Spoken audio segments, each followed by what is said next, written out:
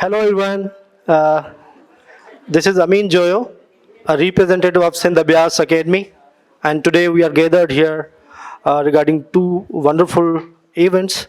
One of those is a reference of late Dr. Mazharullah Siddiqui, who was the Vice Chancellor of Sindh University and a very renowned personality. And next session will be regarding the Women Day. Now, first of all, I would like to introduce myself. I'm Amin Joyo, Research Associate of Sindh Abhyas Academy, Social Science Department, Zabis University. So this is Sindh Abhyas Academy. The logo you can see. Excuse me. So this was the concept of Oriental studies in British Empire in 1940s decade. Please next कीजिएगा इसको. Like the Asian studies, European studies, and next कीजिएगा. So this is our vision and mission for scholars everywhere to study, research, and disseminate all aspects of knowledge pertaining to Sindh so as to contribute to the well-being of Sindh and the world. And our mission is constantly impart to all interested students everywhere knowledge about the Sindh. We have a wonderful library that have 4,000 books. I welcome you all to come there and do the work of research on each and every aspect of Sindh. You can see the different disciplines. These are the different disciplines, the books you can read, and we can also guide you. So now, as we start our events here in Sindh Abhyas Academy, Zabis University, we start with a Y of Shah Latif. In this regard, I would like to request Mr. Sarang Joyo, who is my colleague, to come on the stage and recite a Y of Shah Latif. Please welcome him. Thank you.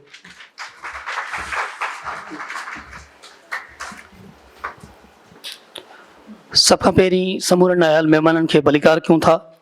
Latif साईं जी हिन सिटुनि सां त जरथर तिख तंवार वणटण Y हिकिड़ी, जरथर तिख तंवार वणटण Y हिकिड़ी, हमए मंसूर हज़ार कहिड़ा चाढ़ियूं चाढ़ियईं. अयाद जी Y आहे. रात आई वई तूं न आए कही, माक में मेंधरा का करूं अंधी रही. रात आई वई तूं न आए कही, माक में मेंधरा का करूं अंधी रही. ओ वञा मां वञा कीअं भेरो भञा, ओ म्यां ओ वञा मां वञा कीअं भेरो भञा. सिज वींदो लही पेर वींदा रही, सिज वींदो लही पेर वींदा रही. रात आई वई तूं न आए कही, माक में मेंधरा का करूं अंधी रही. सांवरा तो सिवा छांवरा छाकबा, ओ म्यां सांवरा तो सिवा छांवरा छाकबा. लोए तुंहिंजी लधी लूअ लॻंदी रही, लोए तुंहिंजी लधी लूअ लॻंदी रही. रात आई वई तूं न आए कही, माक में मेंधरा का करूं अंधी रही. सिर अयाज़ ॾिनो कहन जातो त छो, ओ म्यां सिर अयाज ॾिनो कहन जातो त छो रत अॾीअ तां उॾियो सिंध ॾिसंदी रही रत अॾीअ तां उॾियो सिंध ॾिसंदी रही राति आई वई तूं न आए कही माक में मेंधरा का करुंदी रही माक में मेंधरा का करुंदी रही. Thank you very much, Sarang. Now, while moving towards this event, first of all, I would like to request our Madam President Shehnaz Wazeer Ali to proceed towards the podium to welcome our audience. Please, Madam.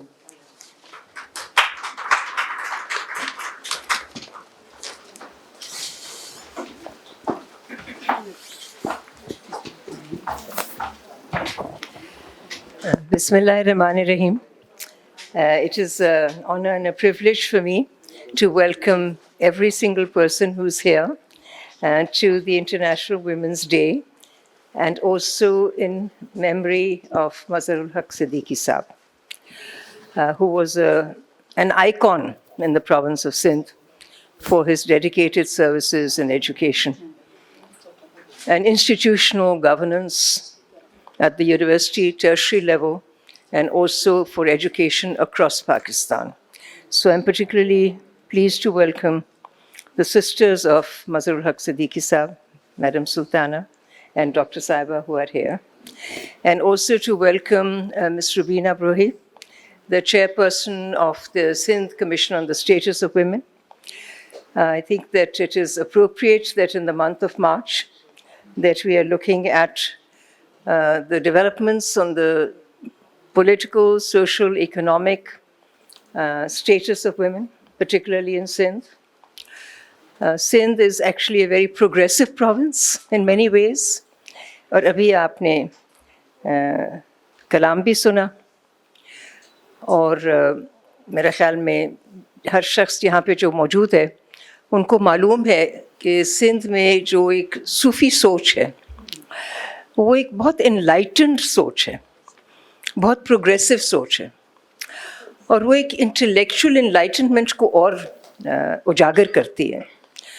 I am particularly thankful to Dr. Riaz Sheikh, the Dean of the Social Sciences Department, and to the two young gentlemen from Sindh Abhyas who have provided all the support and helped in the organization of this. Anisa Memon Saiba and Dr. Maria, in particular, a very special word of thanks to you. It's, I think, important for us as we gather here today to recognize also that the world and our region is in a state of very serious crisis. And when there's a serious crisis, which is a war going on, it is always a battle for the right and the wrong, for the truth and the falsehood.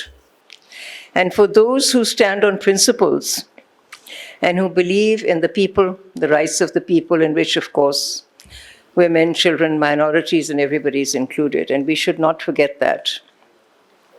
Zabist hosts a number of events in the year pertaining to a number of issues, those that are social, economic, academic, intellectual, based on research, based on social analysis, based on economic and political analysis. So I'm very pleased कि आज आप सब लोग अपना time निकाल के, कीमती time निकाल के आप सब लोग यहाँ पे तशरीफ़ फरमाएं. और मैं ज़ैबिस्ट की तरफ से, पूरी सीनियर मैनेजमेंट ज़ैबिस्ट की तरफ से, अपने तीनों वाइस प्रेसिडेंट्स की तरफ से आपका शुक्रगुज़ार हूँ, आपकी शुक्रगुज़ार हूँ. And I'm really looking forward to this session. I want to thank the Abhyas Academy for making it possible for us all to get together here, even during the month of Ramadan. Sometimes it's a little difficult, सबके schedules are बहुत restricted होते हैं. So welcome once again to Zabist University and to this special session here today. Thank you very much, Madam. Thank you very much for your kind words and your presence in this event.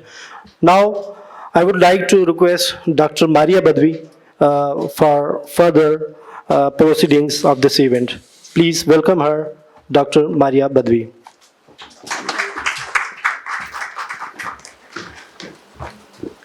Bismillahirrahmanirrahim.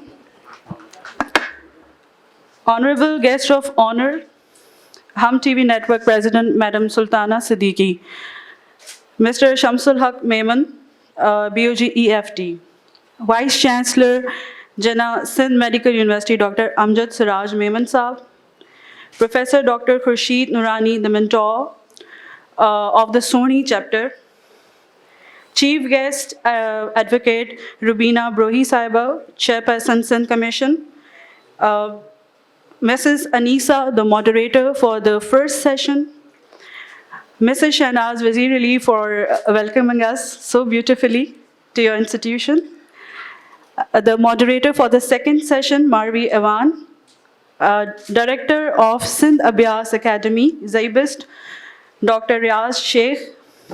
I am welcoming the panelists for the session 2 and the speakers for the 1 as well, Dr. Sorat Ashraf Siddiqui, Dr. Zaib, Advocate Shazia Nizamani, Professor Sheher Bano Kaka, the family of respected Dr. Mazharul Haq Siddiqui Saab, ladies and gentlemen, and the youth who is sitting here with us. Assalamu alaikum. I am Dr. Maria Javed Badvi, and I welcome you all to today's program, which is a joint venture of the Siraj Institute of the Sindh Studies, Sindh Abhyas Academy Zaibist, Indigenous Women's Forum, Endowment Fund Trust, Sindh Commission on Status of Women, Sindh Women Lawyers Alliance, the Pathfinder Women Welfare Asia Pacific Green Federation Women's Network, to which our proud media partners are Hum TV, Awaz TV channel, 365 TV channel, while the live streaming would be conducted by 360 Communications. Let me quickly please go through the ideology behind the project of Echoes of Sindh, which is basically categorized into 4 chapters, each named on the iconic female figure or the Surmi Insha Abdul Latif Vitai's Kalam. And we officially launched this project on February 16, 2026, here in Zaibist. And we initiated with chapter Mumal, which comprised lecture on the medical health.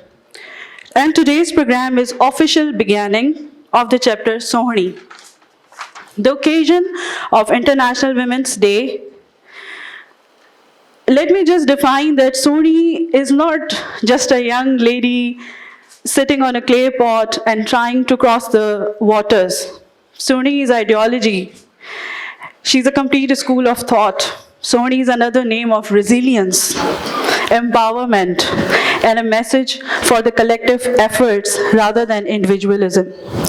अगर हम जिंदगी को वक्त के frames के हिसाब से तकसीम करें या कैटेगराइज करें तो ज़िंदगी 3 हिस्सों में डिवाइड होती है, माजी, हाल, मुस्तकबिल। और फिर अगर हम मुस्तकबिल को बहुत वेरी थॉटफुली कैटेगराइज करें तो फिर 2 हिस्सों में मुस्तकबिल कैटेगराइज होता है। एक वो जो हम हाल से निकल कर आ रहे हैं और फिर खुद उसको एक्सपीरियंस करेंगे, और दूसरा हिस्सा ये है कि हम नहीं होंगे लेकिन हमारे बाद हमारा नाम होगा, वो भी मुस्तकबिल है। तो अब ये नाम जिएगा या नहीं जिएगा, इसका फैसला सिर्फ इस बात पे होता है, और इस बात पे होता है कि आपने सोहनी की आइडियोलॉजी को किस तरह से इसमें इनकॉर्पोरेट किया। मतलब कि सोहनी एक फ़र्द का नाम नहीं है, इट्स अ सोच, इट्स एन आइडियोलॉजी। इस सवाल का जवाब यहाँ पर इस आइडियोलॉजी से आएगा। अगर आपकी जुस्तजू सिर्फ अपने लिए है तो फिर ये समझ जाएं कि ये इंडिविजुअलिज्म का एक इशारा है, एक इंडिकेटर है, तो ये नाम मुस्तकबिल में नहीं चलेगा। लेकिन अगर आपकी जुस्तजू, आपकी कोशिश, आपकी काविश, आपका थॉट प्रोसेस कुछ इस तरह है कि लोगों का भी भला हो, इंसानियत की भी खिदमत हो, तो इसका मतलब है कि अब आप इज्तिमा के लिए एक काविश करना चाहते हैं, तो फिर ये इस बात की दलील है कि अब आपका नाम बाकी रहेगा, once even we are gone. इस सोहनी की सोच का एक अलमबरदार, कहना चाहिए कि एक अलमबरदार शख्सियत जिनके आज हम रेफरेंस के लिए सेशन 1 में गैदर हुए हैं, and I'm talking about an iconic personality, educationist, academician, one who worked for the mankind. He was a vice chancellor, Dr. Mazhar Haq Siddiqui Saab. He left the world on 26th of February 2026, and we are very sad on the passing away. And our hearts have broken because he was indeed an iconic person who have inspired so many students out there. And therefore, we have splitted this program into 2 sessions. The first session is to pay the tribute to the gem of Sindh, and the second session is for the panel discussion. And in both the sessions, we will witness Sohni Ji Soch. We will witness that. I'm formally beginning, and for that now, to proceed with the session 1 for the reference, I'm calling upon the stage Mrs. Anisa Memon, who is the brain behind this project. And please welcome her to proceed with the session 1.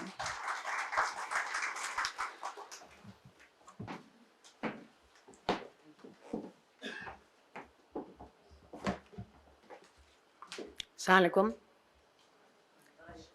अॼु न ओताकुन में तालिब तंवारीन आदेसी उथी विया, जे जीअ खे जियारीन से लाहूती लॾे विया, जे जीअ खे जियारीन से लाहूती लॾे विया। भिटाईअ जी हर सिट में, ऐं जीअं मारिया चयो त सुहिणीअ जी जेका थॉट आहे, या असां भिटाईअ जी हर जेका बि सुहिणी या खणूं था सूरमी, उन जे पुठियां जेका थॉट आहे उहा स्ट्रगल आहे, ऐं पंहिंजे अदा मज़हरुल हक़ सिद्दीक़ीअ खां वधीक जेका स्ट्रगल जी ज़िंदगी आहे, या जेका जदोजहद ऐं पंहिंजे क़ौम जे लाइ जेका सोच हुन जे दिलि में आहे, उन जो को मिसाल कोन थो मिले। अॼुकल्ह जे दौर में इहा जेका इहो जेको चैप्टर आहे, उन में तमामु घटि माण्हू आहिनि। मुंहिंजे ख़्याल में असांजी जेका टही आहे, जेका इहा असां ॾिसी चुका आहियूं, इन में अदा मज़हर उन जी आख़िरी कड़ी हो, मुंहिंजो इहो ख़्यालु आहे।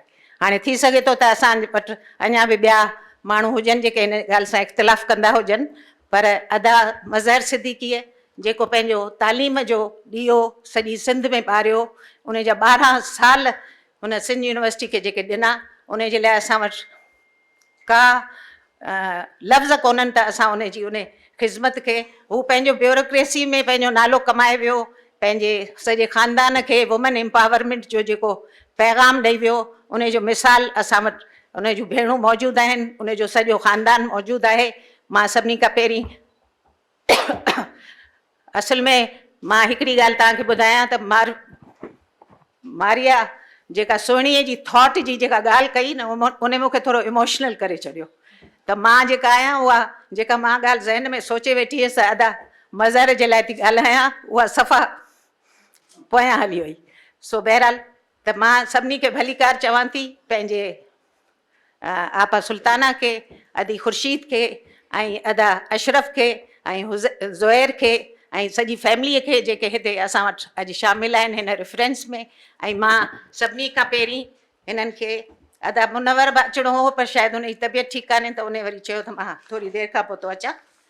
ऐं असां पहिरीं अदा मज़हर खे ट्रिब्यूट ॾियण लाइ अदा शमसुल हक़ मेमण खे मां दावत ॾींदुसि त पाण अचनि मथे।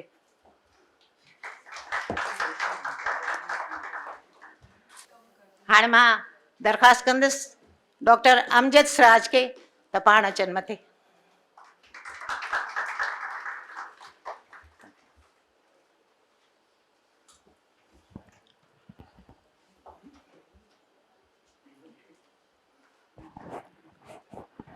मां अदी सुल्ताना सिद्दीकी खे दरख़्वास्त कंदुसि त पाण मथे अचनि ऐं अची चेयर कनि।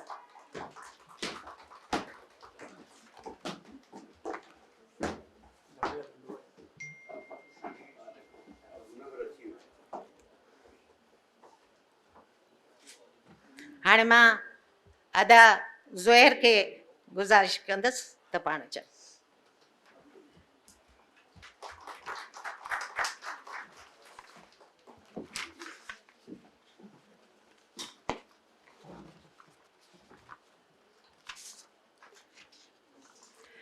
हिते जेके मथे सभु वेठल माण्हू आहिनि उन्हनि जा जेके मूंसां ऐं अदा मज़हर जी फैमिली सां जेके कनेक्शन्स आहिनि उहे सम्झो जीअं असां जनम जनम जा साथी हुजूं।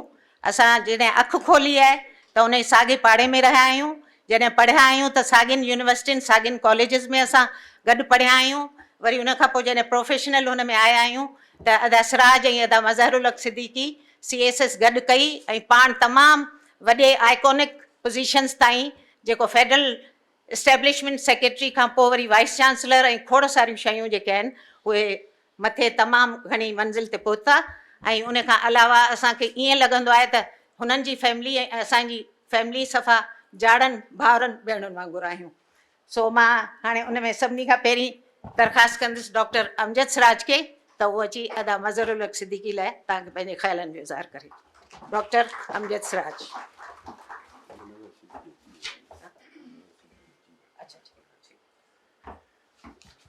Assalamu alaikum, everyone. Thank you, the organizing team and Zabist President Shahnaz Wazir Ali Sahiba and others, distinguished guests. I'm here today to pay tribute to a great man that Dr. Mazhar Siddiqui was. In fact, he belongs to a family which can easily be called a galaxy of stars. Name every brother or sister of them, and everybody has made a name in serving the communities that wherever they were. Education, Madam Khurshid and her husband, Professor Nurani, I mean, all of them are literati of this era, and I am here to pay the tribute from the Siraj family and the Siraj Institute of Sindh Studies. Chacha Mazhar is what I used to call him. Some of them, when we went to a meeting, he was the chairperson of a centenary committee which was to celebrate the 100th birthday of Mr. Mohammad Ibrahim Joyo. So this was a committee which was headed by Mazhar Sahab, and I was sitting there with all my grey hair. I called him Chacha. And a few of the guys sitting there was saying to me, you look so old yourself. You shouldn't be calling him Chacha, you should be probably calling him Adda. And I said he was a friend of my father, born 2 years after my father, so he was about that age. And I have lovely memories of him. He and his wife, Auntie Akhtar, was a very close friend of my mother. And I remember those days when we used to live in Garden Road Income Tax Colony, where we were neighbors as well. And from then, the services that he has provided as a Vice Chancellor of Sindh University for 12 years, she just said. I'm there as a Vice Chancellor in Jinnah University for 4 years, and I know how much it takes, how many pressures you have to come through. But he stood tall and a towering personality, and I offer my sincere condolences to the family of, again, as I said, a family of stars. Thank you very much. महिरबानी doctor साहब। अदा मुनवर सिद्दीकी अची विया आहिनि, उन्हनि खे गुज़ारिश आहे त पाण अॻियां अचनि। अदा वठी अचो अदा खे।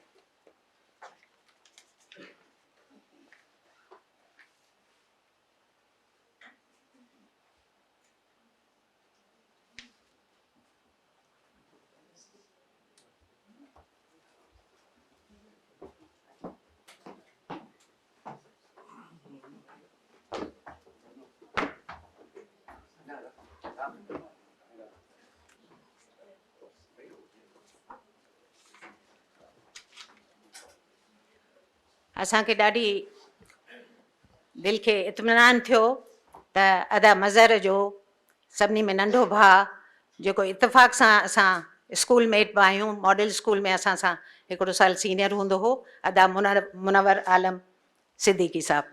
महिरबानी तव्हांजी। ऐं हाणे मां तव्हांखे 2 मिंट जेकॾहिं तव्हां भले थोरो साई पटियो त पोइ तेसि ताईं असां ॻाल्हाए था वठूं अदा खां। सो तव्हां पहिरीं सभिनी में वॾो पुटु आहे अदा मज़हरुल हक़ सिद्दीकी जो, उन्हनि खे मां गुज़ारिश थी कयां त पाण अचनि ऐं पंहिंजे बाबा जूं जेके तमामु बहितरीनु जेके एज़ अ पेरेंट हुनखे फीलिंग आहिनि उहे थोरो पंहिंजो एक्सप्रेस कनि। अदा ज़ुहैर सिद्दीकी।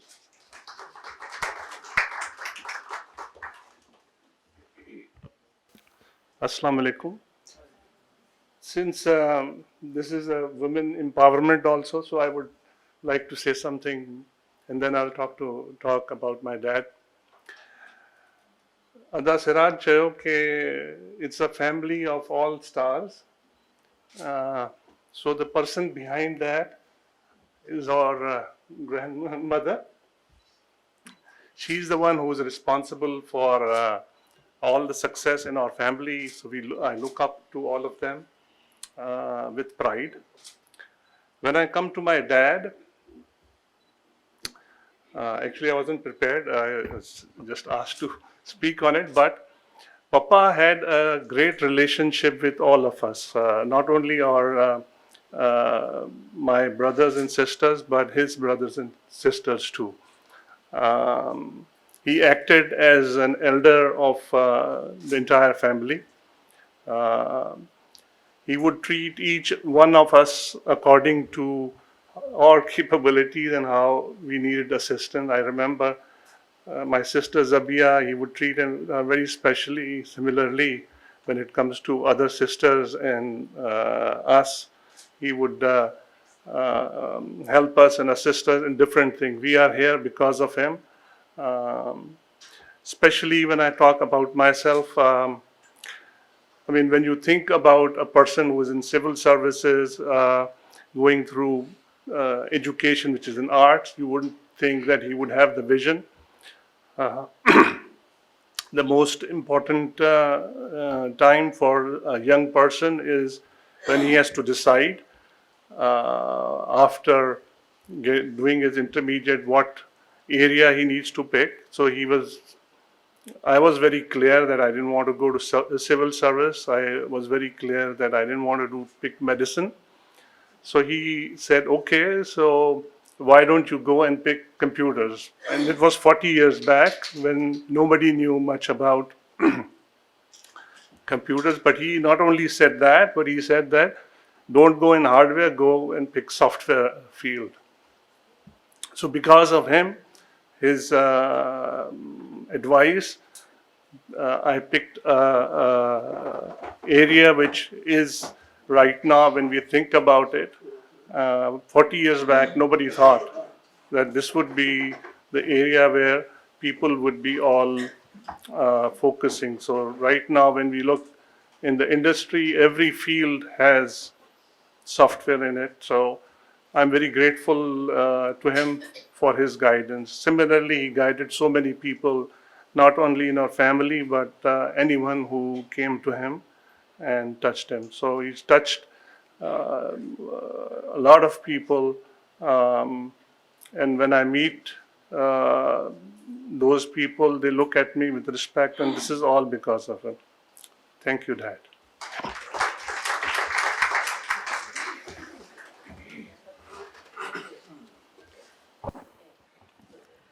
हाणे असां जेका असांजी वरी नई टही आहे, जेको डॉक्टर अमजद चयो त हीअ सॼी फैमिली जेका आहे उहा स्टार्स जी फैमिली आहे, त सिर्फ़ु हिकिड़ी टही त असां ॾिसी छॾी अदा मज़हर वारी, जंहिंमें इलाही वॾा वॾा नाला तव्हांजे साम्हूं बि आहिनि ऐं उनखे ॻणाइण जी ज़रूरत कान्हे। पर उनखां पोइ वरी जेका ॿी जनरेशन आहे, जेका अशरफ ऐं ज़ुहैर वारी, उनखां पोइ वरी हाणे टी जनरेशन बि जेका आहे, जेका आहे अदा मज़हरुल हक़ सिद्दीकीअ जी, जेके हुन जूं ॾोहिटियूं ऐं पोटा ऐं पोटियूं आहिनि, उन्हनि में बि वरी हिकिड़ो पंहिंजे फील्ड में बि हिकिड़ी पंहिंजी कामयाबी आहे ऐं उन खां अलावा हुननि खे पंहिंजी ॿोली या पंहिंजे ॾाॾे जो जेको रस्तो आहे ॾेखारियल जेको सिधी राह आहे उन ते हू चाहिनि थियूं त असां ॿ मिंट उन ते ॻाल्हायूं। त मां हाणे सॾु कंदसि नाज़िया इनाम, तव्हां ॻाल्हाईंदो? अच्छा अच्छा अच्छा, नाज़िया जी डॉटर केरु आहिनि? अच्छा अनीका सिद्दीकी खे त अचनि। Anika,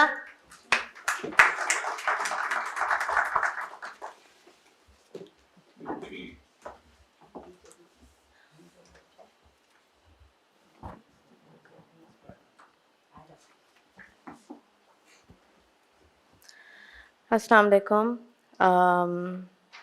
First of all, I would like to say thank you to everybody who has come here to pay tribute to my Nana. For some, he was a Dada, for some, he was Papa. But I still find it very difficult to talk about him, especially in past tense, because I still feel that he is with us. He is looking at us, he's smiling at us, and he's in a lot of peace now. It's very difficult to put into a few minutes about everything that he has achieved in his grand life with all of us. And we have already discussed what all he has achieved. Everyone has talked about it. Everyone talks about his accomplishments, what he meant to them, what all he did for his family. But during that entire time, I stay quiet. I listen, I observe, I absorb, but I'm not able to say much. Everyone will come and tell me that they're very sorry for this loss. During that time also, I am quiet. It's because ever since it happened, there has been a very loud noise in our, maybe not just me, but in all of our heads that can't really be translated into words. So it's a little bit difficult to express, but quietly I realize that grief is actually a form of love that has nowhere else to go. But during his entire life, my Nana made sure that all of us were always united. We were together. There were so many family get-togethers that he would particularly host. And I know so much about my extended family because of him. So since he kept us all united, that love that I'm talking about can be shared with my parents, with my sisters, with my Nani, with my Nani's children and her grandchildren. Together we can honor his memory and at least begin to understand what all he has left behind and what all he has achieved in this life. And I know that is exactly what he would have wanted. I'm very proud to be a part of education just like him. He used to be very, very happy whenever he found out that, okay, I'm teaching at this school now, or I have joined this school, or this is what I'm doing. So there was always this shine in his eyes every time I mentioned. I wish I had gotten more time with him. It would never be enough anyway. But I know that he is at peace, he is smiling today, and may Allah grant him Jannatul Firdaus. Ameen. Thank you.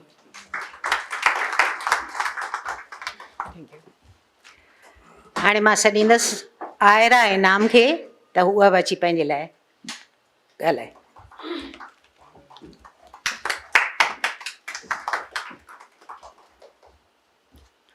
Assalamu alaikum and good afternoon to everyone who has gathered here. My name is Aira Inam and I am Dr. Mazhar ul Haq Siddiqui's proud granddaughter, or as we lovingly and proudly called him, Nana.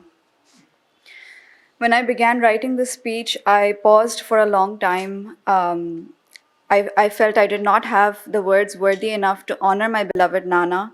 And today we are here to pay tribute, to celebrate his life, his legacy, and the countless ways he touched hearts and communities, along with his endless dedication to the academic field. My Nana, Dr. Mazhar ul Haq Siddiqui, was a leader and a guiding light who dedicated his life to service. He served with dignity and integrity, not for recognition, but simply because it was the right thing to do. From my Nana, I learned what it truly means to live life for others, for your loved ones, for your community, and he taught me how to love unconditionally. You all knew my grandfather as a highly respected civil servant, ex-vice chancellor, a bureaucrat, an educationist, and so much more. But today I want to speak of the side of him that you may not have seen. My Nana was a storyteller. He loved to share, to reflect, and to express himself. My Nana was also an artist. He had an excellent hand at drawing and a beautiful taste in artwork, something clearly reflected in the way he decorated his home. My Nana loved children so deeply. In one of his interviews, he said he was often inspired by children and their perspectives, and that really stayed with me. He had such a witty and a sharp sense of humor, so much so that even in his final days, he made all of us smile, including his nurses and attendants.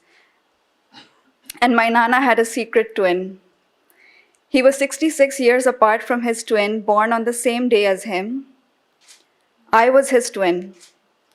I cut all my birthday cakes with him, and I will forever be grateful that I shared that extra special bond with him. My Nana gave the best hugs, the kind that made you feel safe, protected, and deeply loved. He was a strong believer in women empowerment long before it became a common phrase. He constantly encouraged us and everyone around him to work harder and pursue our dreams.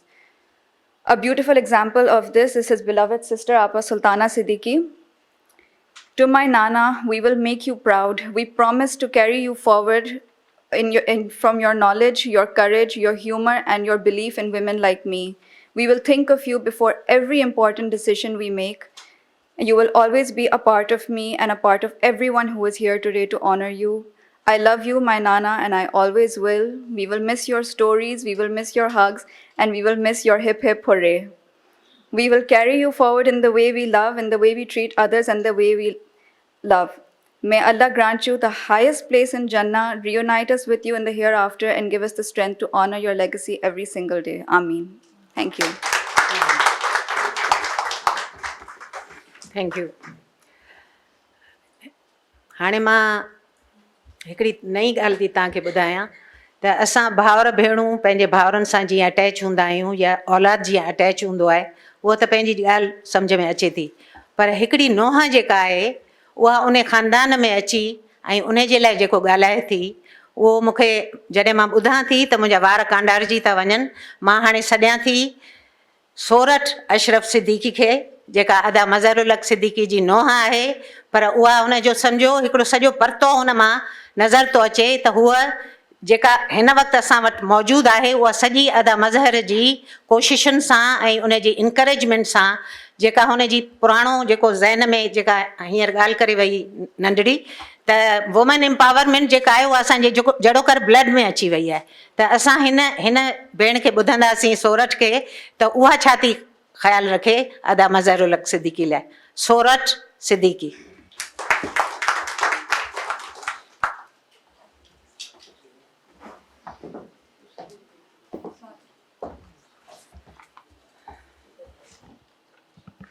Bismillah ar-Rahman ar-Rahim.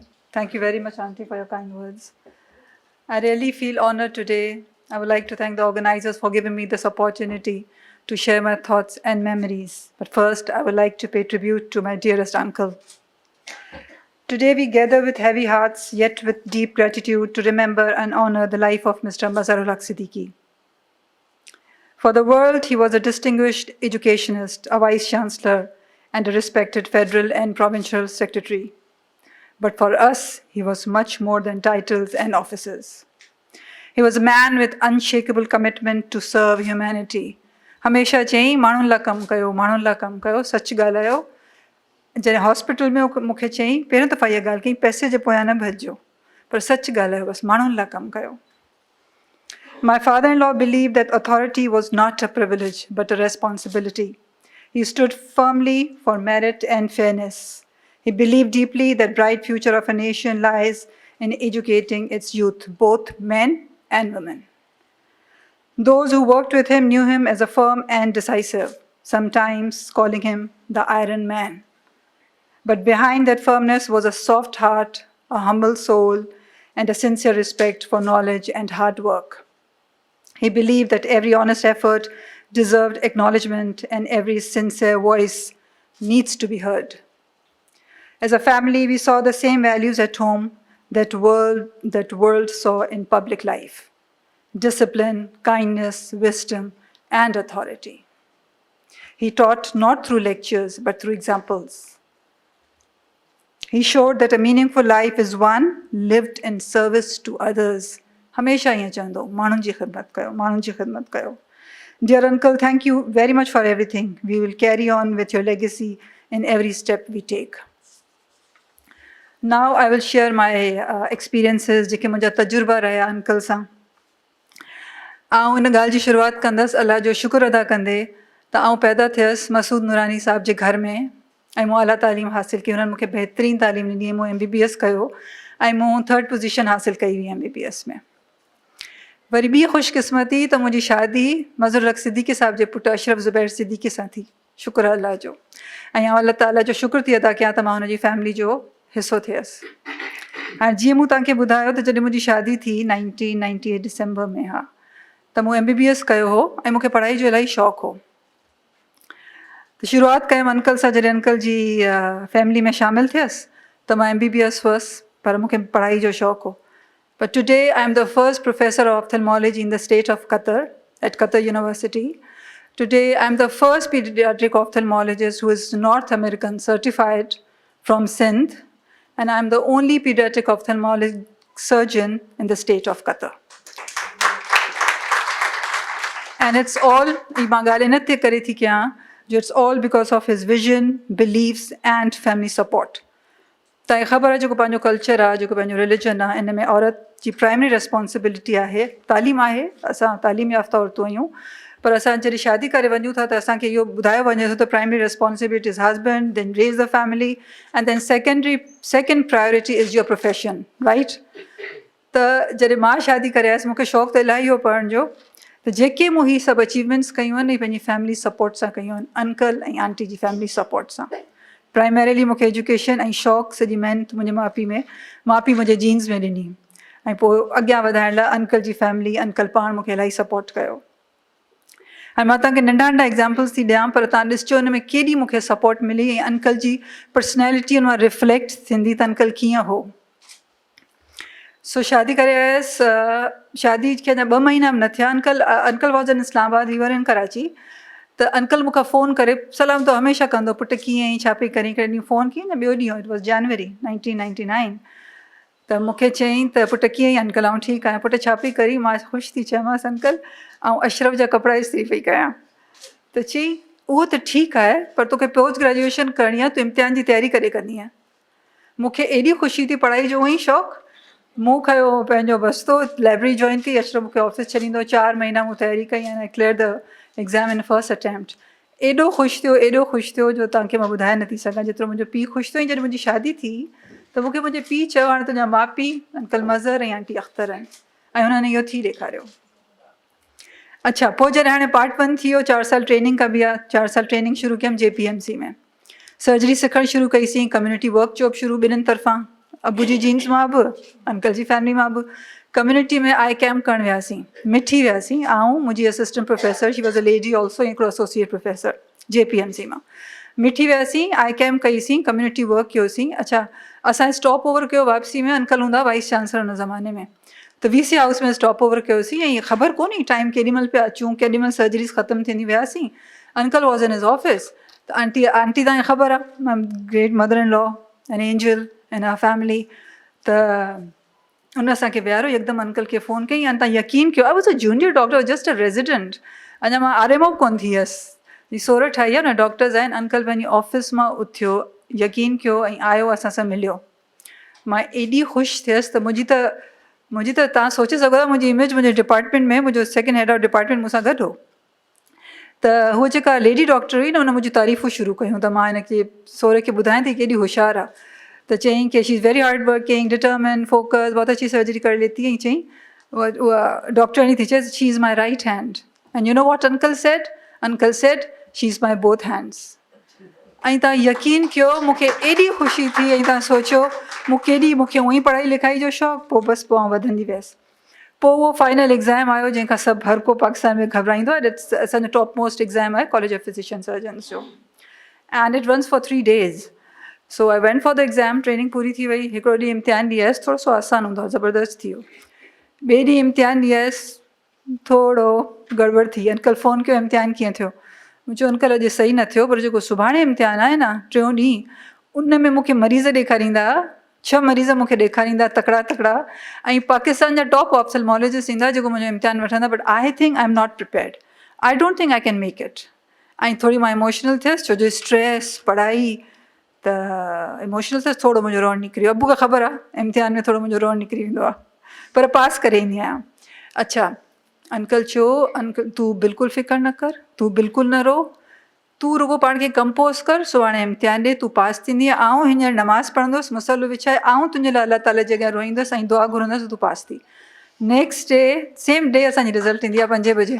I clear the exam in first attempt. ऐं uncle एॾो ख़ुशि थिया, एॾो ख़ुशि थिया। Aunty Sultana अदा शुनैद मूंखे चयो you are the first one in our family who has clear this exam in first attempt.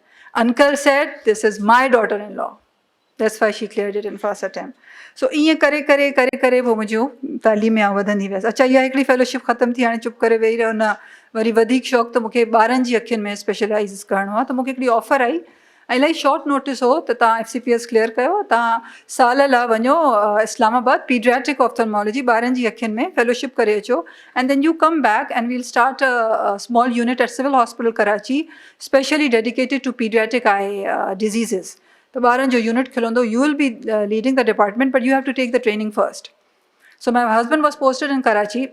हाणे छा कयां? हाणे अच्छा I think Ashraf was in the US का ट्रेनिंग पे कयईं, त मां आंटी खे फ़ोन कयो, आंटी डॉक्टर ज़िया शेख मूंखे सिविल हॉस्पिटल मां फ़ोन कयो, इहा ऑफर आई आहे, but I have to tell him. चई मूंखे अॼु या सुभाणे 12 बजे ताईं ॿुधाए त मां तुंहिंजो नालो मोकिलियां। हाणे अशरफ त आहे कोन। आंटी मुंहिंजी ॻाल्हि ॿुधी, आंटी शायदि अंकल सां मशवरो कयो, मूंखे फ़ोन कयईं, चयईं आउं तोखे चवां थी त तूं वञ। मूं चयो आंटी अशरफ सां त ॻाल्हायूं, हुन खां पुछूं त वञा, छो जो ॿार खणी वेंदसि, नंढा आहिनि, 2 ॿार हुआ तॾहिं। त चई आउं तोखे चवां पई न, असां तोखे चयूं पिया वञ। पोइ मां वियसि, ट्रेनिंग करे आयसि उते। अशरफ पोइ बैक एंड फोर्थ थोरो कयोसीं, साल पूरो थियो, आई केम बैक। हाणे उहो यूनिट खुलण वारो आहे सिविल हॉस्पिटल कराची में, जंहिंजे करे आउं ट्रेनिंग करे आयसि। त उहो उनजी इनॉग्रल थी, उन यूनिट जी। त हाणे अंकल खे ख़बर हुई त हीअ लीड कंदी, ऐं कॉज़ छा आहे त ॿारनि जी अखियुनि जो असां हिकिड़ो अलॻि, ऐं that was the first unit in Karachi. हाणे पीडियाट्रिक ऑप्थेल्मोलॉजी जा इलाही यूनिट्स खुली विया आहिनि, पर सिविल हॉस्पिटल में इहो 2005 ऐं 6 में इहो पहिरियों यूनिट हो। त उनजा कार्ड्स वार्ड्स छपजिया, ऐं जेको उनजो चीफ गेस्ट हो इहो वाइस चांसलर हो डाउ यूनिवर्सिटी जो, छो जो इहो पियो थिए सिविल हॉस्पिटल में पियो यूनिट खुले। अच्छा, मां अंकल खे पंहिंजी तरफ़ां ॿुधायो, अंकल आंटी खे, आंटी हाणे यूनिट खुले थो, इमेजिन यूनिट खुले थो, त उहो फलाणे ॾींहुं आहे, त तव्हां अचिजो। आंटी जो ठीकु आहे, ईंदासीं। ऐं अंकल खे ॿुधायां थी, आंटी डायरी में लिखी छॾियो, असां ईंदासीं। ॻाल्हि थी वई। अच्छा, मूंखे बि घणी प्रोटोकॉल आउं थोरो सो अवामी माण्हू आहियां, मूंखे बि घणी प्रोटोकॉल ऐं इहे शयूं हेॾियूं ख़बर न आहिनि। त जॾहिं उहो इनॉग्रल जे ॾींहं ते पहुतासीं, 9 थिया, सुबुह जो 9:30, त मां पंहिंजे प्रोफेसर खे चयो त sir my father in law will also come to attend the event. He said Siddiqui sahab how can he come, he must be so busy. पर हुनखे फ़िक्र इहो थियो त मूं त ऑफिशियल इनवाइट ई न ॾिनो आहे। हिकिड़ो वाइस चांसलर जंहिंखे हू प्रोफेसर हो पाण, त हुनखे मां ऑफिशियल इनवाइट ॾींदसि त उहो ईंदो न। त मे बी तुंहिंजी दिलि रखण लाइ तोखे चई छॾियो अथसि। 5 मिंटनि में एलिवेटर खुलियो। अच्छा, आउं थोरो सो सोचणु लॻसि, बेबी सर सही थो चए अलाए छा, पर मूंखे आंटी चयो असां अचूं पिया। एलिवेटर खुलियो, 2 ॼणा बीठा हुजनि, हू प्रोफेसर एॾो हैरान थियो, छो जो विदाउट एनी प्रोटोकॉल हिकिड़ो वाइस चांसलर अचे पियो just to support her daughter in law, just to support the उनजे पुठियां जेको कॉज़ हुयो ह्यूमैनिटी लाइ, फ्री ट्रीटमेंट थींदी ॿारनि जी, पहिरियों यूनिट आहे, त उनमें अंकल खे पंहिंजो पार्ट प्ले करिणो हो। सो इहे इंसिडेंसिस आहिनि, ईअं मूंखे अॻियां हू वधाईंदो वियो। वरी मां कैनेडा वियसि, असांजी फैमिली खे वीज़ा न मिलियो, मूंखे अकेलो छॾियो, मां अकेलो कैनेडा मां मिगिल यूनिवर्सिटी मां फेलोशिप करे आयसि। सो इहे सभु ॻाल्हियूं मां तॾहिं ई करे सघियसि जॾहिं फैमिली सपोर्ट हुई, अंकल जो विज़न हो, ट्रस्ट कयईं ऐं चयईं त हिकिड़ी पढ़णु चाहे थी, हिनखे पढ़ायूं, इन मां ॿियूं पैदा थींदियूं, वरी उहे पढ़ंदियूं। So this is how it runs. हिकिड़ो ॿियो इंसिडेंस तव्हांखे ॿुधाईंदसि, त मां जॾहिं असिस्टेंट प्रोफेसर थियसि, Ashraf is a police officer, so हुनजो 19 ग्रेड हो, ऐं मुंहिंजी अपॉइंटमेंट थी डाउ यूनिवर्सिटी में असिस्टेंट प्रोफेसर ऑप्थेल्मोलॉजी में, ऐं मूंखे बि 19 ग्रेड मिलियो। त मां अंकल खे अची ॿुधायो त मां बि अशरफ जेतिरी हाणे अंकल मूंखे बि 19 ग्रेड मिली वियो आहे। त एकदमि ॿई हथ मथे कयईं ऐं चयईं 19 + 19 38। मुंहिंजे घर में आई हैव 38 ग्रेड्स इन माई हाउस। सो ईअं इक्वली मूंखे खणंदो अॻियां पहुचाईंदो वियो। सो इलाही ॻाल्हियूं आहिनि ऐं त इहे त ख़तम ई न थींदियूं। It's full of examples. But I would like to read a small note written by my daughters. Quickly. Written by his granddaughters, Dr. Manal Siddiqui, Shezre and Sara Siddiqui. Manal Siddiqui and Shezre, they are in the US. They are working, studying there. They couldn't come here. So they have written a small note. I'll quickly read it for you. To say that our Dada was an extraordinary man is an understatement and does not even begin to scratch the surface of his achievements. Our Dada was a brilliant man and a visionary. His presence filled every room he graced, and his words commanded your attention. In short, he was a man of God. He would always say, focus on your education so that one day you can use your education and privilege to help others.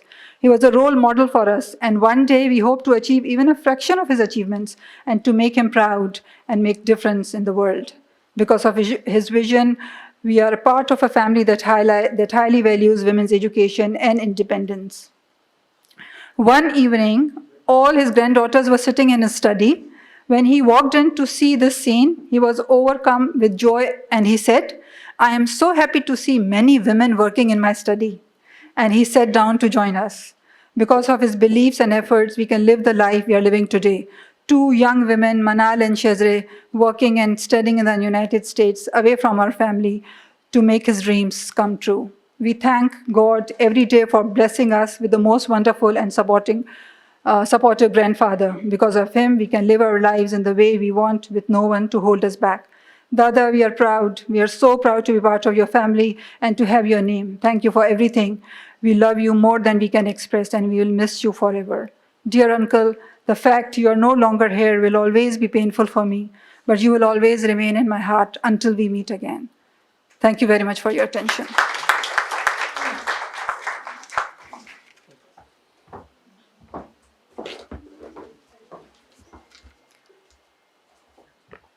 इन्हनि सभिनी ॻाल्हियुनि मां जेके सोरठ कयूं, इन्हनि मां इहो ई ज़ाहिर थियो त वुमन एम्पावरमेंट त आहे, पर उन जे मथां जेका छपर छांव आहे अदा मज़हरुल हक़ सिद्दीक़ीअ जी या असां वटि सिराजुल हक़ मेमण जी, उहा ई हिकिड़ी आहे जेका असांखे हिकिड़ो मैसेज ॾिए थी असांजी सोसाइटीअ में त तव्हां पंहिंजी नियाणियुनि खे पढ़ायो, तव्हां पंहिंजी भेणुनि खे ॿाहिरि आणियो, उन्हनि खे मौक़िया ॾियो, उन्हनि खे ही असांजे प्रोग्राम जेको असां नओं प्रोजेक्ट शुरू कयो आहे उनजो मेन मक़सदु ई इहो आहे, echoes of Sindh. Echoes of Sindh माना ही जेके असांजा पड़ाॾा आहिनि, जेके असांखे जेको सॾु थियो हो उन में जेको असांखे पड़ाॾो ॿुधण में अचे थो उहो इहो ई आहे त असांजी अॼु जी तरक़ीअ जो राज़ या असांजे अॻियां वधण जो राज़ इहो ई आहे त असां पंहिंजी नियाणियुनि खे पढ़ायूं, पाण पंहिंजी भेणुनि खे मथे ते हथ रखी ऐं असां पंहिंजो मिसाल क़ाइमु कयो आहे।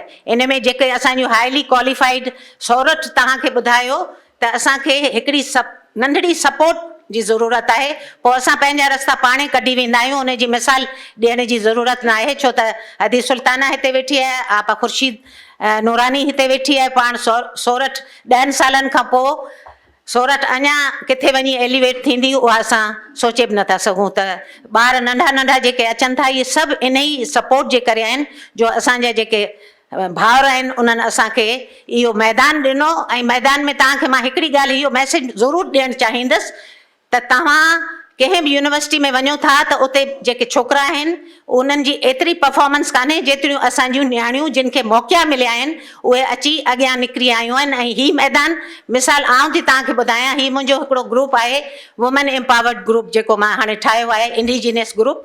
उन में जेके प्रोफेशनल मायूं आहिनि उहे सभु पंहिंजी पंहिंजी जाइनि ते, सम्झो इन में 60 आहिनि जेके PhD डॉक्टर्स आहिनि, जेके 90 आहिनि उहे असांजूं मेडिसन जूं डॉक्टर्स आहिनि, ऐं उन खां अलावा 100 जेके आहिनि उहे प्रोफेशनल्स आहिनि, ऐं सभु कराची जे या सिंध जे या इंटरनेशनली पंहिंजे पंहिंजे इदारनि खे हेड कनि पियूं।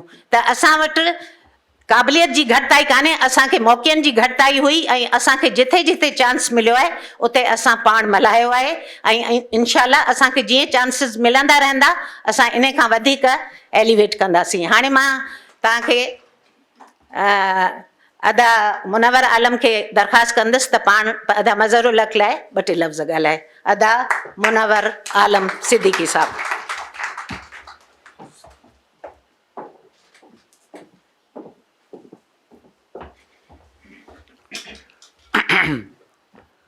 आउं एक्चुअली बिल्कुलु प्रिपेयर्ड कोन हुउसि, मूंखे ख़बर न हुई कि मूंखे बि ॻाल्हाइणो पवंदो, पर जेकर ॻाल्हाइणो ई आहे त वी स्टार्ट विद अदा Mazhar. For example, he was a man of many parts.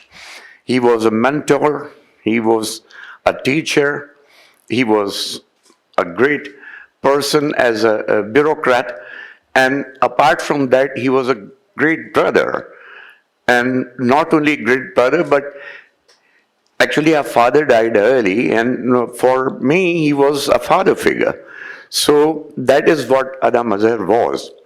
And no matter how much we speak about him or how much is written about him, it will never be justifiable as far as how big that man was. He was, like I said, he was a mentor. And I remember when I went to the Air Force, so I also left very early from my house. And when I was graduating from PF Academy Risalpur, that was the time he came for my graduation parade. And he was there to support us, as a matter of fact. And I was so happy to see two of my brothers, the eldest, Ada Kamar and Ada Mazhar, who were both there, along with their wives, to come and see me graduating. So he was like that. Apart from everything else, there was a lot of things that he's done. Like, for example, Fakhr Imdad Foundation was created by him, and the name Fakhr Imdad is named after my mother and my father. Imdad Ali Siddiqui is my father's name, and Fakhrunisa is my mother's name. So he gave that name to that foundation. That foundation is doing well, and they have two schools now. And one is in Meerwa Gurchani, and then there is one in Mandrawala. And the education that those children receive is all English medium, because he thought that all these children should be able to converse, because you have a lot of village schools, but unfortunately, they do not shine as much. So this was, I think, his greatest contribution to the family as well as to the people of that area. So like I said, there can be volumes written about Ada Mazhar, and that will not be justifiable, because he was a much bigger person than whatever can be written for him, and whatever we can say about him. We'll miss him, and we'll miss him. That is it. Thank you very much. महिरबानी अदा। हाणे मां दरख़्वास्त कंदसि असांजे हिकिड़े ॿिए भाउ खे, जंहिंजो तमामु वॾो अरसो कम जे हवाले सां बि ऐं उन्हनि जे साथ जे हवाले सां बि, अदा शमसुल हक मेमण साहब, जेको रिप्रेज़ेंट करे थो EFT खे, पाण BFG में आहिनि EFT जे, शमसुल हक मेमण साहब।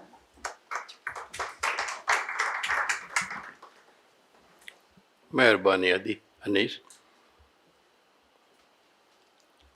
अदियूं भेनर, मुंहिंजा भाउर,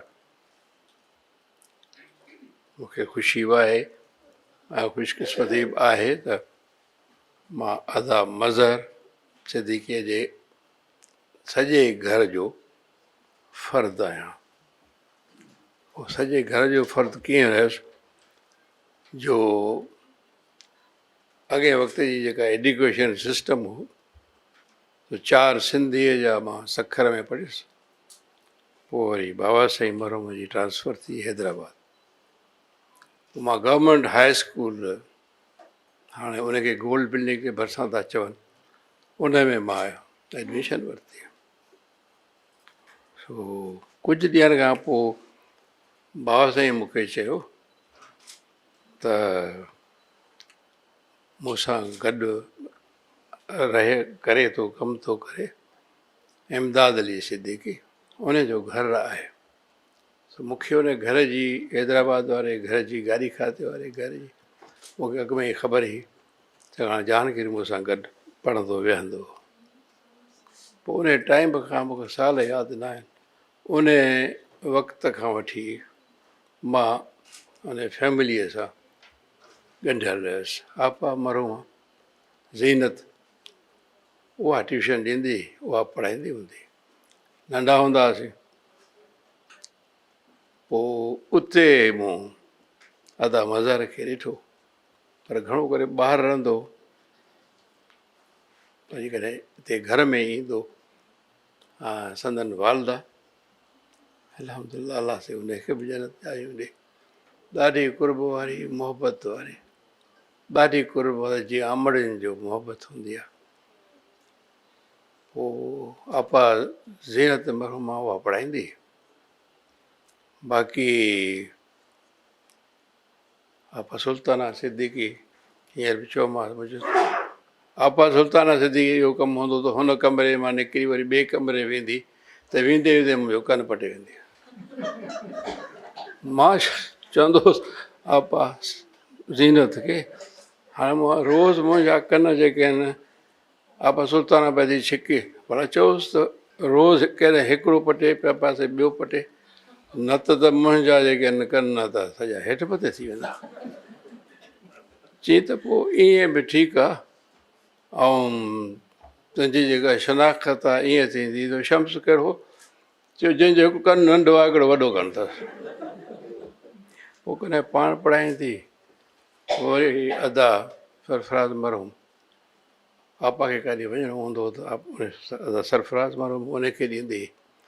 ऐं ईअं मुंहिंजा चङा साल उते जेतिरो वक़्तु मां गवर्नमेंट हाई स्कूल में पोइ ट्यूशन वठां या न वठां, पर इन घर सां मुंहिंजी सॼी मोहबत हूंदी।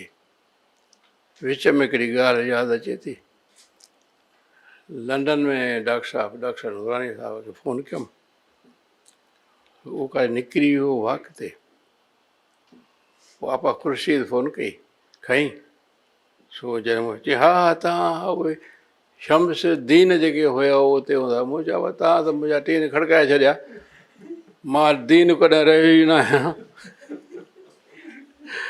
सो उन वक़्त जी ॻाल्हियूं, पर पोइ असां चारि सिंधी, चारि अंग्रेज़ी, 6 दर्जा अंग्रेज़ी जा पढ़ी, मां पोइ वरी वालिद साहिब सां गॾु वरी दादू विस्फोट सफ़र अॻिते हलियो। अदा जो जेको सफ़र हो माशाअल्लाह हर वक़्तु जेको आहे पढ़ंदा हुआसीं, ॿुधंदा हुआसीं। पोइ इहो घरु काॾे वियो, कॾहिं सेल थियो, छा थियो, इन जी असांखे ख़बर कान्हे का।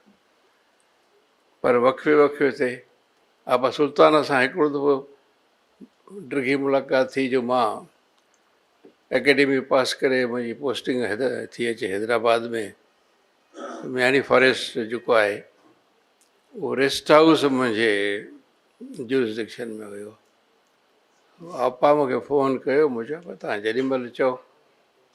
पोइ चयोमांसि वटि तव्हां खां लभी न सघे त मां कोटड़ी प्राज जी फलाणी कुंड ते बीठो हूंदुसि, फलाणी गाॾी हूंदी, तव्हां अचिजो, पोइ मां तव्हांखे गाइड कयो वेंदुसि। पोइ शायदि तव्हां सां शुनेद ई हूंदो उन उमिरि में। पोइ शुनेद गॾो पोइ ॾाढो एंथ्यूज़ास्टिक कैमरा हथ में हुयोसि, अवां बसि मां हीउ जेको आहे इन जी मां फिल्म कंदुसि, ऐं मां हीअ ईंदी फिल्म मां इन जी फिल्म कढंदुसि। पोइ आपा ते 3-4 ॾींहं रही, पोइ जेका ख़िदमत करणी आहे आपा सां उहा आहे। मक़सदु ॻाल्हि करण जो त सॼी फैमिलीअ सां मुंहिंजो बसि ईअं सम्झो त मां हींअर तॾहिं घर जो भाती आहियां। ऐं पोइ वरी पोइ जो लेट जेको तालुक़ु जेको वधीक वरी थियो त एंडोमेंट फंड ट्रस्ट EFT उनजो मां ट्रस्टी थियुसि। अदा उन जो ट्रस्टी बि हुयो, पर सीनियर हुजण जी हैसियत में मुख़्तलिफ़ जेके बि कमेटी हूंदियूं उन्हनि जो चेयरमैन हूंदो हो। पर अदा हमीद आख़ुंद खे चवंदो हो त बाबा जंहिं में मां कमेटी मां चेयरमैन हुजां, शम्स खे चइजांइ त उहो ज़रूरु मुंहिंजो उहो उनजो मेंबर ज़रूरु हुजे, इहो मुंहिंजो शागिर्दु आहे, इहो हलंदो। हिकिड़ी बाक़ी नंढी ॻाल्हि हिकिड़ी करे थो वञा त इहो हिकिड़ी फाउंडेशन ही उन्हनि खे असां फंड्स ॾिना, पोइ मीटिंग थी उन में एज़ यूजुअल अदा मज़हर वियो, मूंखे चई भाऊ हलो, मुंहिंजो चई हलो, वियासीं। पोइ उन जेका ॿी टी मीटिंग हुई उनजो हिकिड़ो मेंबर साहिबु जेको हुजे सो ॾाढो ॾुखियो मेंबर हो। पोइ उन असांखे असां हुनजा स्पॉन्सर बि आहियूं, फंडिंग एजेंसीज़ बि आहियूं, पर ख़ासि करे मूंसां ॾाढो कुझु सुवाल जवाब हुयो। पोइ मूं छा कयो जो कुर्सी पंहिंजी आस्ते आस्ते अदा मज़हर जे भरिसां वेठो हुउसि, सो कुर्सी आस्ते आस्ते सेरियां पियो त जीअं जाइ मिले, छाकाणि त टी ब्रेक थियण वारो हो, त जीअं जाइ मिले त निकिरी वञा। अदा मज़हर मां उहो बि सम्झी वियो त हीअ माण्हू इहे भॼण वारो आहे। पोइ मां जीअं उथियुसि त एॾो मज़बूत मुंहिंजो हथु हुजे, हीअं की मां वेही रहियुसि। टी ब्रेक में वरी ॿाहिरि कुंड में वठी वियो, चई तुंहिंजो मतिलबु इहो थियो त इहो जेको माण्हू ॻाल्हाए पियो, तुंहिंजी माना सच पियो ॻाल्हाए, तुंहिंजो हितां भॼी हलियो थो वञे, मुंहिंजे मां भॼी न वेंदुसि, मां वेंदुसि EFT जे हेडक्वाटर में, घटि में घटि दांह त ॾियां वञी त पैसा बि ॾियूं था ऐं बेइज़ती बि थी थिए, चई न कुझु न थींदो। ऐं पोइ जॾहिं ॿी मीटिंग थी, पोइ उहा उन माण्हूअ सां जेका अदा मरोम कई उहा बि यादि रहंदी उन माण्हूअ खे बि, हा उनखे बि यादि रहंदी। पोइ जॾहिं अची बाबा ईअं थींदो आहे, पहिरियों दफ़ो इन फॾे फसाद में न वञिबो, पर अल्टीमेटली हुनखे अहसासु त ॾिबो त उनखे अहसासु ॾिबो त बाबा तव्हां जेको कयो सो तव्हां ग़लति कयो, तव्हां सभिनी जी महिरबानी, भेनरुनि जी, भाउरनि जी, अव्हांजी महिरबानी मां थोरो ऐं भेनर अदियूं ऐं ख़ासि करे अदी अनीस ऐं ख़ासि करे असांजो भेनर अदा मज़हर जे घर जूं भेनर, महिरबानी।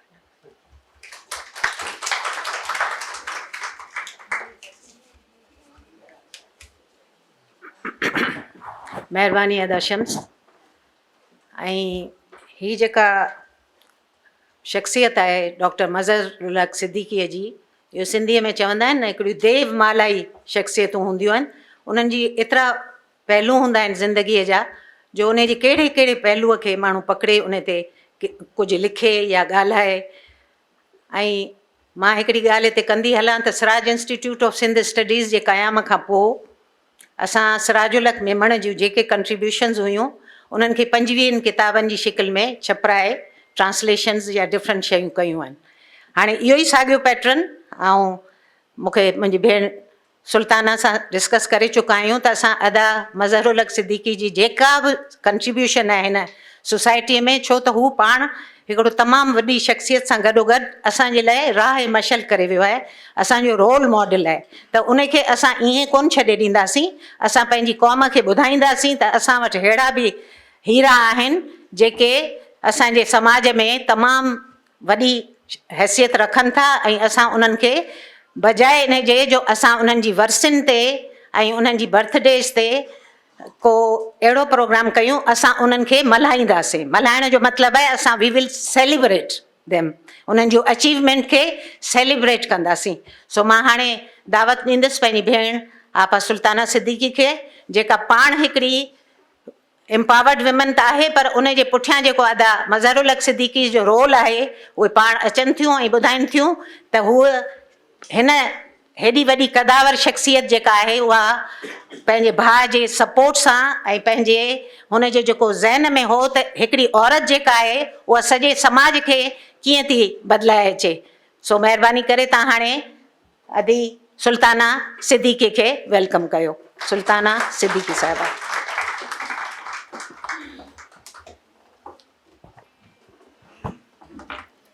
अस्सलाम वालेकुम ऐं बिस्मिल्लाहिर्रहमानिर्रहीम। एतिरा सुठा सुठा अखर, एतिरा प्यारा प्यारा अखर मूं सभिनी पंहिंजे भाउरनि जे लाइ ॿुधा, आदा मज़हर लाइ ॿुधा। हू वाक़ई तमामु तमामु तमामु वॾी शख़्सियत हुई, larger than life, pillar of strength, inspiration. मां शायदि थोड़ी इमोशनल थी वञा छाकाणि मां हुनजे तमामु घणी क्लोज़ हुअसि, पर उन खां सभिनि खां वधीक मां जेका ॻाल्हि करण वारी आहियां उहा इहा आहे त तव्हां सभिनी जी महिरबानी ऐं जेको असां ॻाल्हायूं पिया त उहो हिकिड़ी वॾी शख़्सियत हुई। उहा हिते मौजूदु हिन पहिरीं सीट खां वठी आख़िरी सीट ताईं भरियल माण्हुनि खे ॾिसी मूंखे लॻे थो त वाक़ई सभिनी जे दिलियुनि में उहा मोहबत, उहो उन जे लाइ इज़त आहे जो अञा ताईं वेठा आहिनि। पर अॼुकल्ह कंहिंखे को टाइम न आहे त कंहिं ॿिए जे लाइ ॿुधण जे लाइ वियनि। सो मां तव्हां सभिनी जी शुक्रगुज़ार आहियां। मां सिराज इंस्टीट्यूशन वारनि जी बि शुक्रगुज़ार आहियां जो हुननि पंहिंजे प्रोग्राम खे हटाए ऐं यकदमि अदा जो ट्रिब्यूट अॼु जो रखियो। ऐं मां ज़ेबिस्ट जी बि ख़ासि तौर पे मुंहिंजी दोस्त ऐं हिकिड़ी विजनरी औरत शहनाज़ वज़ीर अली, जंहिं मूंखे यानी असांखे जॻहि बि ॾिनी ऐं हमेशह ॾींदी रहंदी आहे ऐं अहिड़नि माण्हुनि जे लाइ, अहिड़नि कमनि जे लाइ हू सभिनि खां अॻियां अॻियां हूंदी आहे। इन्हनि सभिनी मायुनि खे तव्हांखे ॾिसी थैंक यू। मां तव्हांखे हिकिड़ी ॻाल्हि चवां, असां जिते बि आहियूं, मां घणो इन करे न ॻाल्हायसि, मूंखे ख़बर आहे त टाइम जेको आहे तमामु घटि आहे ऐं सभिनी तमामु सुहिणियूं ॻाल्हियूं कयूं आहिनि, पर मां पंहिंजे बारे ऐं पंहिंजी फैमिली जे बारे में हिकिड़ी ॻाल्हि कयां। असां भेणूं ऐं भाउर जिते बि आहियूं उन में किथे न किथे हुननि जो हिसो ज़रूरु आहे। ऐं हू एॾो वुमेन एम्पावरमेंट खे जेको आहे सो अहमियत ॾींदा हुआ जो संदसि यूनिवर्सिटी मां उन ॾींहुं संदसि वफ़ात ते जॾहिं इलाही प्रोफेसर्स आहियूं त हिकिड़ी टीचर मूंखे चयो त जी मैंने 5 PhDs की हैं। मैंने कहा 5? उसने कहा 2 डॉक्टरेट 3 PhD। मुझे इसमें फ़र्क अभी तक पता नहीं है डॉक्टरेट और PhD का। मैं आई एम सॉरी।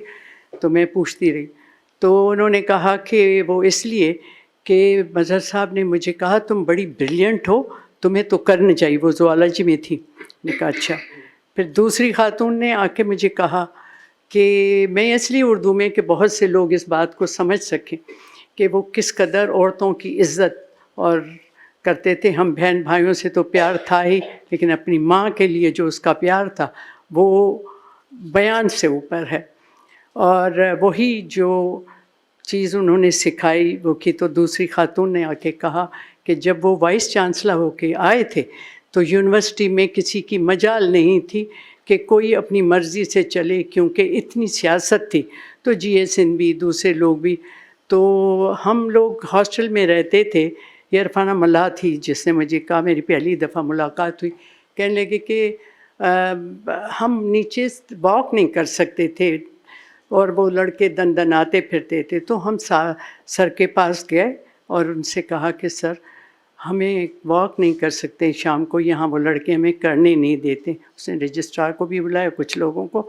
उसने कहा ऐसा क्यों है, और आज से मैं बताता हूँ ये लड़कियां जो हैं यहाँ वॉक करेंगी और कोई उनको रोकेगा नहीं। अगर कोई ऐसी बात हो तो मुझे बताना। तो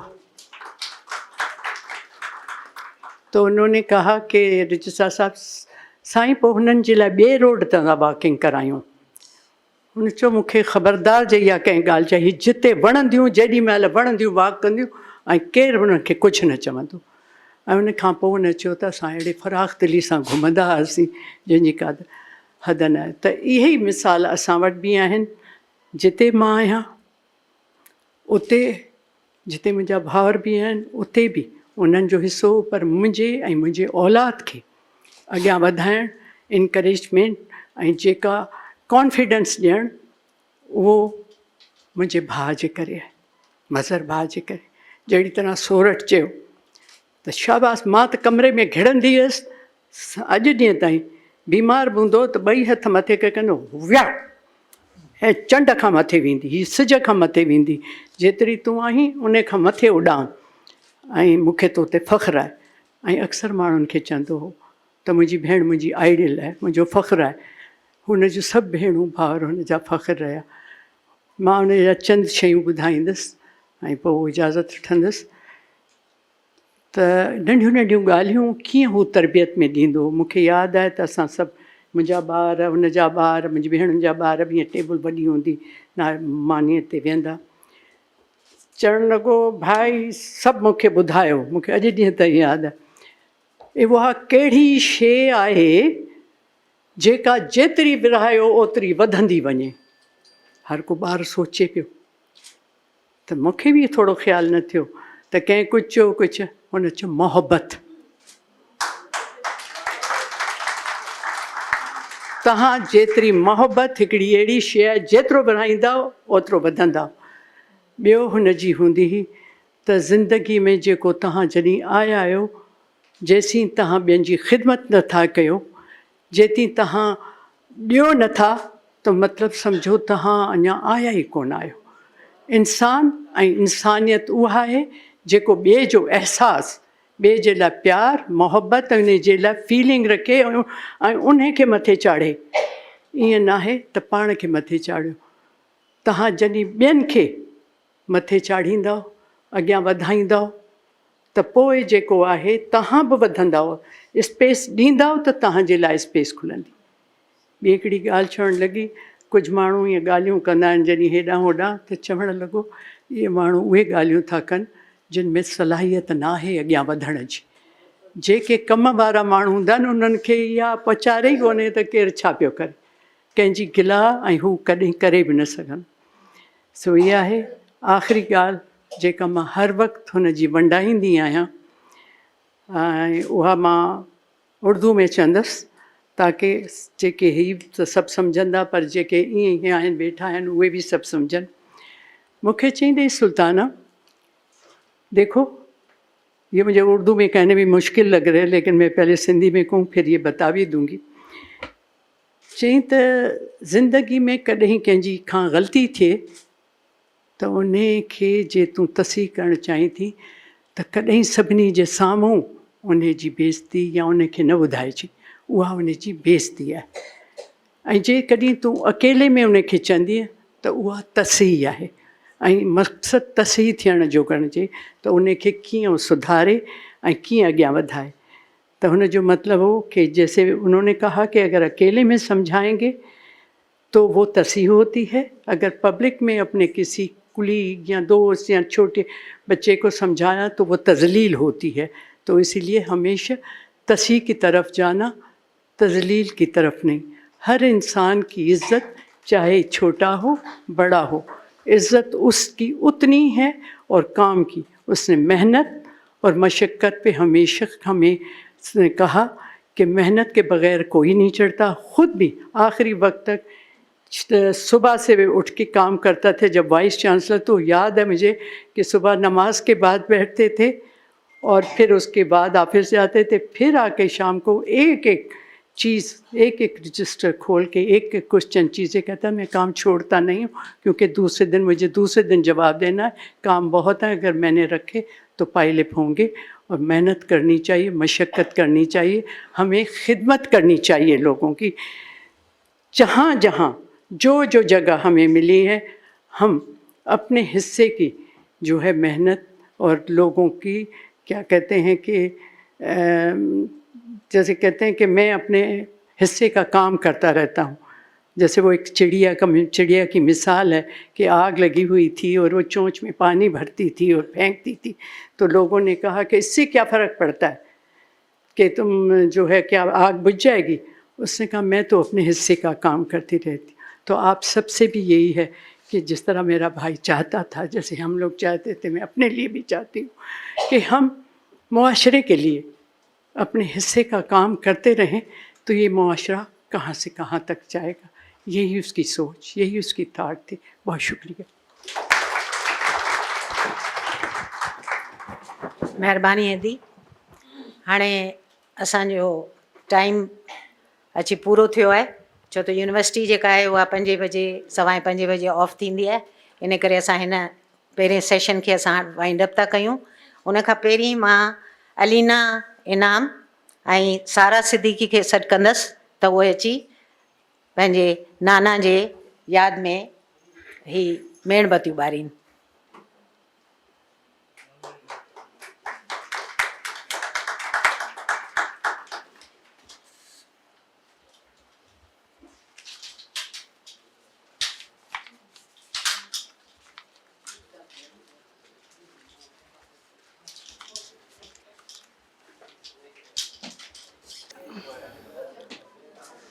We are very thankful to everyone who have joined and very thankful to the family.